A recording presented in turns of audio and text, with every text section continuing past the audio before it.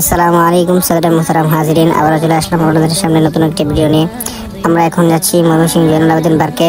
যদিও একবার গিয়েছি কিন্তু সময় পাইনি, এখন একটু বেশি সময় নিয়ে যাচ্ছি। আমরা জলদি করে যাচ্ছি যাতে ট্রেন না মিস হয়, এই জন্য আমরা খুব তাড়াতাড়ি হাঁটছি। মনে মনে যা ভেবেছিলাম তাই হলো, আমরা গাড়ি পাইনি, গাড়ি মিস করেছি, তাই এখন আমরা হেঁটে হেঁটে যাচ্ছি।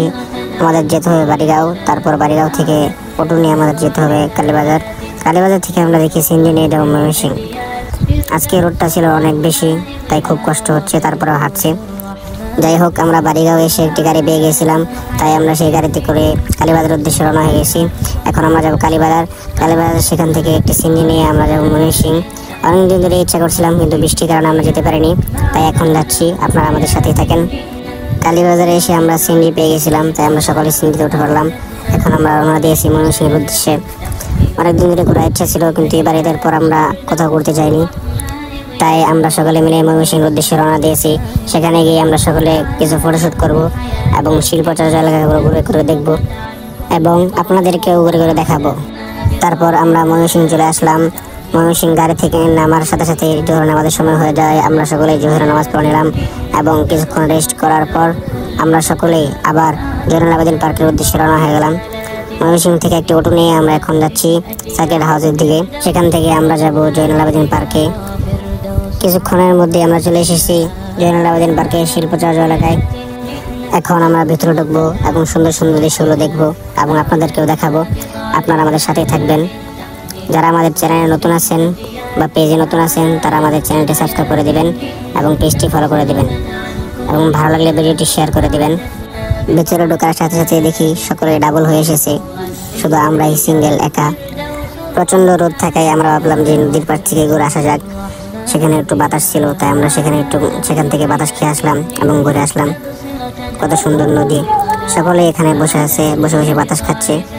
আমরা দেরি না করে রওনা দিয়েছি ফটোশ্যুট করার জন্য। আমি তাদেরকে বলতেছিলাম যে স্টিকটা ধরার জন্য, পুরোটা পথ আমি স্টিক ধরেছিলাম, তাই কষ্ট হচ্ছিল। এখন আমরা যাচ্ছি বটগাছতলায়, সেখানে গিয়ে আমরা ফটোশ্যুট করব। আমরা প্রায় পৌঁছে গেছি। প্রচণ্ড রোদ ছিল, ওয়েদারটাও সুন্দর ছিল, তাই আমরা দেরি না করে ফটোশ্যুট করার জন্য তাড়াহুড়া করে যাচ্ছি, যাতে ওয়েদারটা পরিবর্তন না হয়ে যায় এবং বৃষ্টি চলে না আসে, কেননা আকাশেও মেঘ দেখা যাচ্ছিল, তাই আমরা ভয় পেয়েছিলাম। তাই দেরি না করে ফটোশ্যুট নিলাম। এখন ফটোশ্যুট নিচ্ছেন আমাদের বড় ভাই মোহাম্মদ ওসামা এবং ফটো তুলছে আমাদের ভাইস্টা মোহাম্মদ আলী ইমরান আসিফ। তার পরবর্তীতে ফটো নিচ্ছে আমাদের ছোট ভাই মোহাম্মদ রাশিদুল ইসলাম।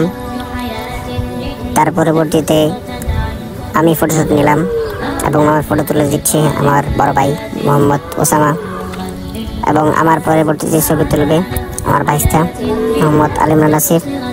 আমরা বেশ অনেকক্ষণ ফটোশ্যুট নিয়েছি। ভিডিওটি যদি লম্বা না হয়, তাই আমরা ছোট করে দেখলাম আপনাদেরকে। আমাদের ফটোশ্যুট শেষ হওয়ার পর আমরা এখন যাচ্ছি ফুড পার্কের দিকে। সেখানে গিয়ে আমরা সুন্দর সুন্দর দৃশ্যগুলো দেখবো এবং আপনাদেরকেও দেখাবো। আমরা এখন বের হয়ে গেছি শিল্পচর্চা এলাকা থেকে। আমরা হাঁটছিলাম, কারণ আমরা যেখানে তাকাই সেখানে শুধু জোড়া জোড়া পাখি, তাই আমরা সেদিকে লক্ষ্য না করে তাড়াতাড়ি করে হাঁটছিলাম। কিন্তু যেখানে যাই সেখানে দেখি এক্সট্রা ক্লাস নিচ্ছে ছাত্রীরা, তাই আমরা এখানে বেশিক্ষণ না থেকে সামনের দিকে যাচ্ছিলাম। সামনে গিয়ে আমাদের চোখে এমন একটা জিনিস পড়লো যে দেখলাম একজন ভিক্ষুক বেলুন ফোটাচ্ছে। আসলে শখ এমন একটা জিনিস যা সকলের থাকে, হোক সে ভিক্ষুক কিংবা প্রতিবন্ধী কিংবা সাধারণ মানুষ, সকলের জীবনে শখ থাকে। তারপর আমরা ফুড পার্কের সামনে গ্রুপ ফটো নিতে যাচ্ছিলাম, কিন্তু দুঃখের বিষয় এত হুরগেলমান থাকার পরেও আমাদের গ্রুপ ফটো নেওয়ার মতো মানুষ নাই। এক ভাইকে পেয়েছিলাম, কিন্তু সে আমাদের এমন ফটো তুলে দিয়েছে যা ছাড়ার মতো না, তাই আমরা সেখান থেকে সেলফি নিয়ে চলে আসলাম। আমাদের ঘোরাফেরা প্রায় শেষের দিকে। আমরা এখন দুপুরে খাবার খাবো। দুপুরে খাবার খাওয়ার পর আমরা বাড়িতে যাওয়ার উদ্দেশ্যে রওনা হব। আজকের ভিডিও এ পর্যন্তই। পরবর্তী ভিডিও পর্যন্ত আপনারা ভালো থাকবেন, সুস্থ থাকবেন এবং আমাদের সাথে থাকবেন। এবং যারা আমাদের চ্যানেলটি সাবস্ক্রাইব করেননি, যারা আমাদের চ্যানেলটি সাবস্ক্রাইব করে দেবেন এবং যারা আমাদের পেজটি ফলো করেননি, তারা আমাদের পেজটি ফলো করে দেবেন। আসসালামু আলাইকুম ওয়া রাহমাতুল্লাহ।